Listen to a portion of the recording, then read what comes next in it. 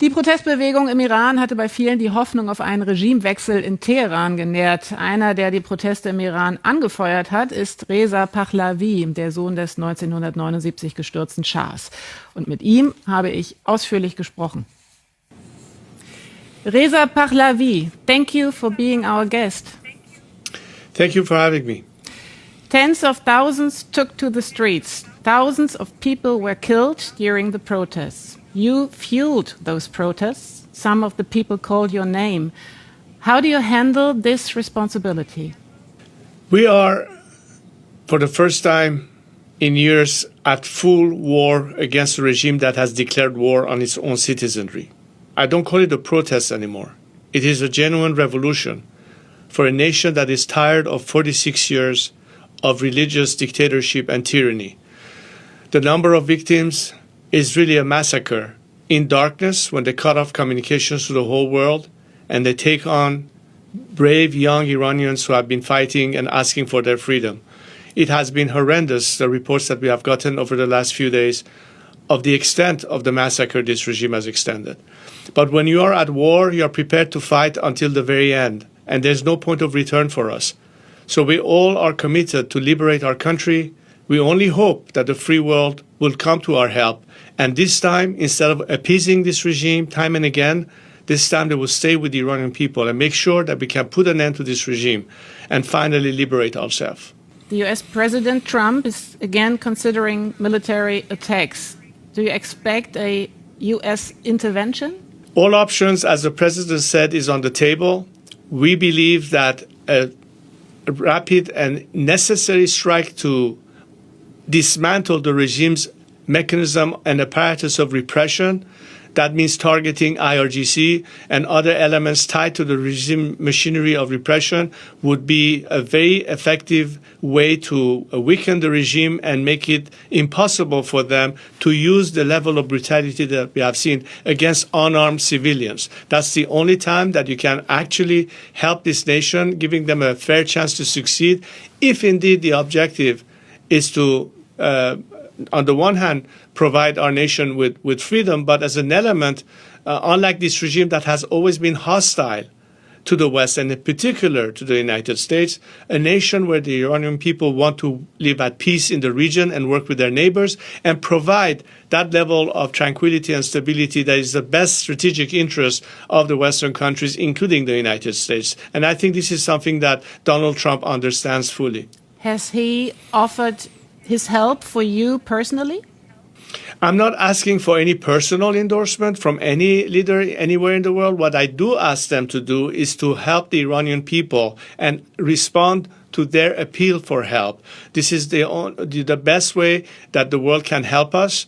And I, of course, have offered to help my compatriot at their call to lead this transition, move beyond this regime, and bring it to its ultimate conclusion, which hopefully will be a secular democratic system in Iran once we can organize free elections. We have a plan for that, which is quite extensive, and Iran's Prosperity Project that has various phases to do that. We would like to work with all those who are willing to help and assist us in that process. So there's a lot going on as we speak. But first and foremost, we'll have to see in what way the response will occur and how soon can Iranians be in a better position to then push for the ultimate move. Everything will be riding to a great extent on this intervention that everybody is awaiting. For some, you're seen as a beacon of hope, but with all respect, there is no proof of how many people really support you. So what makes you more than a self-proclaimed future leader? Millions of people came to the streets in Iran, in the four corners of Iran. By the millions, they were chanting my name. They were saying Pahlavi barmigarde, which means Pahlavi will return. They've been chanting, Iran is ready now, give us orders, Shahzadeh. And my name was chanted. It's written on the walls. I don't know how much more evidence do you need to have a proof that I have actually the support of millions of my compatriots who have called me by name, who have asked me to step in, and I have. So I have no doubt in my mind that this support is definitely out there. What the world needs to understand is that I'm here to help with the transition. I'm not running for office. I'm not asking for anything in return. But I know and understand how crucial my role could be to be that agent of change, as a father to the nation and as a servant to the people. And that is my commitment to them. And I think that's why they trust me and that's why they call me, because they know that for the past 46 years, I have never, ever wavered from this commitment beyond my words in action. And that's why today's Gen Z of Iran comes to me, call me as a father, and want me to lead them to the final victory. Mm-hmm. And I'm ready to do my part.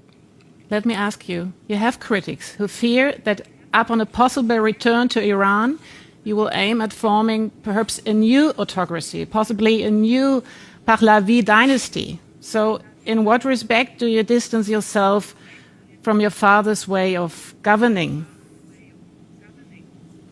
First of all, there are some critics that are obviously parroting the narrative of a regime that will try to do anything from smear campaigns to lies to all sorts of accusations that are totally unfounded. Look, I lived the better part of my life for the past 46 years in the Western world, in democratic countries. I understand the importance and the values of all the institutions and the mechanisms to make sure that you cannot deviate from that, where there's no concentration of power, when you can fight back corruption, how important transparency is, and everything else in between. This is something that we will utilize as tools to strengthen our institution, to bring our civil society into the picture, well beyond the structure of governance. How would I possibly be someone that would not understand the importance of it? And because I understand it and I've learned it in practice, that's exactly what I'd like to bring back to Iran. So we as Iranians are guaranteed in the future to have self-determination, to have freedom. But as to the measure of what will determine the future, there's nothing other than the ballot box that ultimately will decide it. So I wonder if these critics are just as committed to democracy as I am. Because if they are believing in democracy, then they shouldn't fear the ballot box. My question to them is, do you fear the result of the ballot box? I don't. So are you still planning to get back to Iran? And how? Well, how I get there, I'm working on it, but I'd like to be there even before the regime collapses, if possible. But I'll be there sooner than we think, able to help my compatriots and lead us to the next phase. Reza Pahlavi, thank you very much for your time. Thank you. Thanks for having me.